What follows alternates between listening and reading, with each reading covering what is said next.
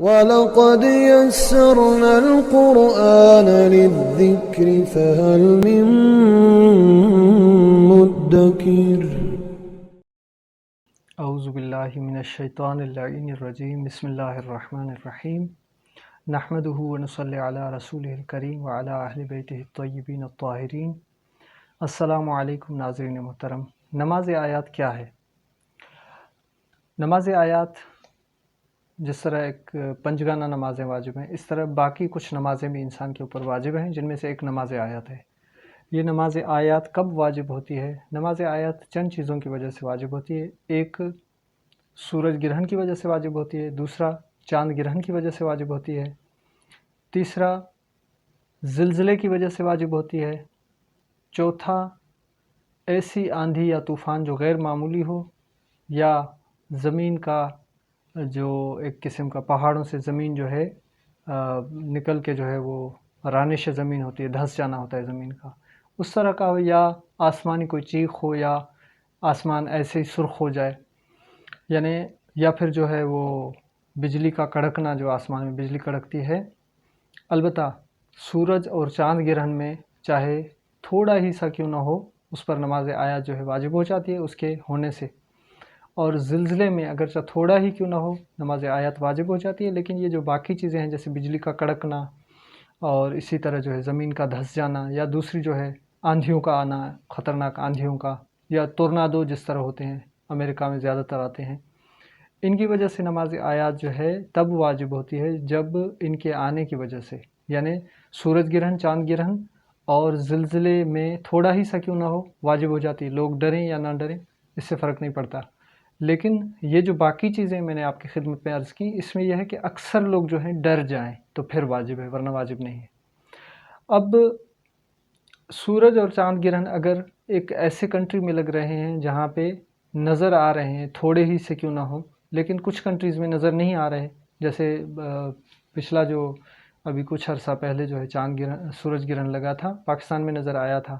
لیکن پاکستان کے بالائی علاقوں، جو بالکل جو اس طرف والے علاقے ہیں جو چائنا کی بارڈر کی طرف یا افغانستان کی، وہاں پہ نظر نہیں آیا تھا۔ وہاں پہ جو نچلے علاقے ہیں جہاں پہ نظر نہیں آتا، بالکل جزوی طور پہ بھی اگر نظر نہیں آتا تو وہاں ان لوگوں کے لیے واجب نہیں۔ اسی طرح زلزلہ اگر ایک شہر میں آتا ہے تو دوسرے شہر والوں کے لیے نماز آیات واجب نہیں ہے۔ البتہ زلزلے کے متعلق ہے، آغا سیستانی حفظہ اللہ فرماتے ہیں کہ زلزلہ جو ہے وہ جب آئے تو احتیاط واجب کی بنا پر نماز آیات واجب ہے، یعنی انہوں نے فتویٰ جو ہے اس پہ نہیں دیا، احتیاط لگایا ہے، احتیاط واجب۔ اور رہبر معظم کہتے ہیں کہ زلزلہ آنے سے نماز آیات واجب ہو جاتی ہے اور اس کی قضا نہیں ہے، بلکہ وہ جب بھی آپ پڑھیں گے، پہلے تو فوراً پڑھنے کی کوشش کریں، اگر فوراً نہیں پڑھ سکے تو جب بھی پڑھیں گے اس کو ادا کی نیت سے ہی پڑھیں گے۔ باقی جو سورج اور چاند گرہن کی نماز آیات ہیں، وہ جس وقت سورج اور چاند گرہن لگا ہوا ہے اس وقت واجب ہے پڑھنا، اگر کوئی نہ پڑھے کسی مجبوری کی وجہ سے تو اس پر اس کی قضا باقی رہتی ہے۔ دوسرا جو سوال ہے وہ یہ ہے کہ کیا نماز آیات کی قضا بھی ہے؟ جی بالکل قضا ہے۔ اگر کوئی نماز آیات نہیں پڑھتا، مثال کے طور پہ سورج گرہن لگا یا چاند گرہن لگا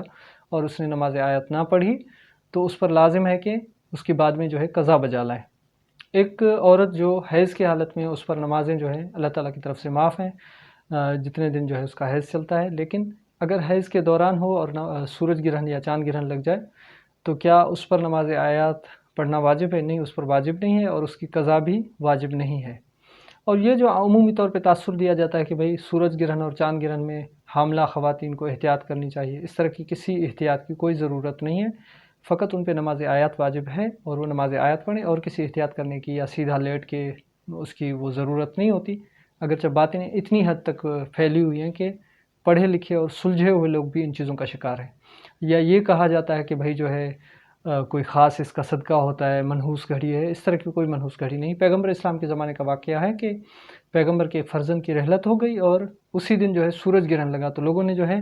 چیمگوئیاں کرنا شروع کر دی کہ پیغمبر کے بیٹے کی رحلت کی وجہ سے سورج کو گرہن لگا ہے۔ پیغمبر کو اس بات پہ غصہ آیا اور